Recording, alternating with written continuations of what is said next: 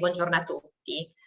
Sono Annalisa Bisson, il nuovo direttore di Relazioni Internazionali di Regione Veneto e do il benvenuto a questa 2 giorni di lavoro organizzata nell'ambito del progetto Plus Resilient, cofinanziato dal programma di cooperazione transnazionale Interreg-Med e incentrato sull'innovazione sociale. Il progetto è iniziato nel 2018 e ha raggiunto risultati e metodologie che ora, nella sua fase finale, possiamo capitalizzare e condividere con il territorio. Avremmo voluto ospitarvi e potervi incontrare di persona oggi, poiché riteniamo il confronto e l'interazione umana un fattore chiave. Ad oggi non è ancora possibile, come voi sapete, vista la situazione, ma sappiamo che l'abitudine che ormai abbiamo sviluppato a lavorare online ci permetterà di svolgere questo workshop in modo dinamico e coinvolgente. Come forse saprete, Plus Resilient promuove le capacità di innovazione sociale dei paesi dell'area del Mediterraneo al fine di supportare una crescita intelligente, sostenibile e inclusiva. Il progetto coinvolge 14 partner provenienti da 8 paesi dell'area mediterranea. La partnership è stata progettata come ampia ed eterogenea per rispecchiare il modello della quadrupla elica. Sono presenti infatti soggetti ed autorità pubbliche a livello regionale e nazionale, università, centri di innovazione operanti nell'ambito degli open data e dell'innovazione sociale legata alle tecnologie, 2 camere di commercio, tra cui quella di Treviso e Belluno, e una serie di altri soggetti impegnati nella promozione di processi di innovazione sociale a diversi livelli in vari ambiti. In Veneto, Plus Resilient ha principalmente affrontato il mismatch nella domanda e offerta di competenze nell'attuale mercato del lavoro, coinvolgendo gli attori regionali interessati a partecipare attivamente alle attuali dinamiche di trasformazione socio-economica e tecnologica.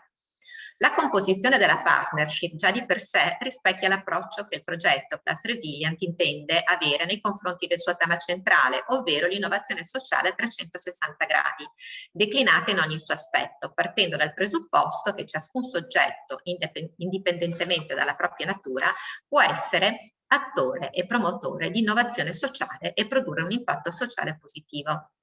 Il macro obiettivo del progetto è di costruire e stimolare la dimensione transnazionale di quelli che sono stati definiti clusters with high social vocation and responsiveness, cluster di attori ad alta vocazione e responsabilità sociale. Questi cluster sono stati individuati da ciascun partner nel proprio contesto territoriale, non solo promuovendo dinamiche e pratiche di innovazione sociale note ed esistenti, ma anche generandone di nuove, soprattutto facendo leva sugli strumenti offerti dalle nuove tecnologie e dagli open data. Poiché questi cluster sono solitamente riconosciuti e codificati a livello locale, il progetto si propone come prima cosa di creare delle connessioni e sinergie tra essi per poter raggiungere una dimensione transnazionale. L'altra grande sfida del progetto riguarda poi la possibilità di promuovere un processo di cambiamento a livello di policy sui temi che sono stati affrontati durante il progetto, che partendo dai livelli locale e regionale con un andamento dal diciamo bottom up, quindi dal basso, possa interessare anche le future programmazioni nazionali ed europee, portando alla luce e capitalizzando i risultati ottenuti sia a livello individuale da ciascun partner, sia a livello collettivo come partnership. Le grandi sfide che ci si è proposti di affrontare con Plus Resilient riguardano dunque la creazione di opportunità di lavoro, professioni, imprese e servizi all'insegna dell'innovazione che sappiano fornire delle risposte adeguate a bisogni vecchi e nuovi anche alla luce delle future sfide globali. La capacità di apprendere da modelli e iniziative di innovazione sociale, sapendoli adattare alle specificità di ogni contesto territoriale. Migliorare le infrastrutture che permettono la nascita e propagazione delle pratiche di innovazione sociale. L'utilizzo in modo più consapevole delle tecnologie, degli open data e di tutte le informazioni aperte in senso ampio per migliorare la pianificazione e l'implementazione di azioni sempre più coerenti con i reali bisogni delle comunità e dei contesti territoriali di riferimento. Rendere tutti questi aspetti disponibili per una comunità di attori più ampia possibile attraverso azioni di diffusione e disseminazione dei risultati raggiunti.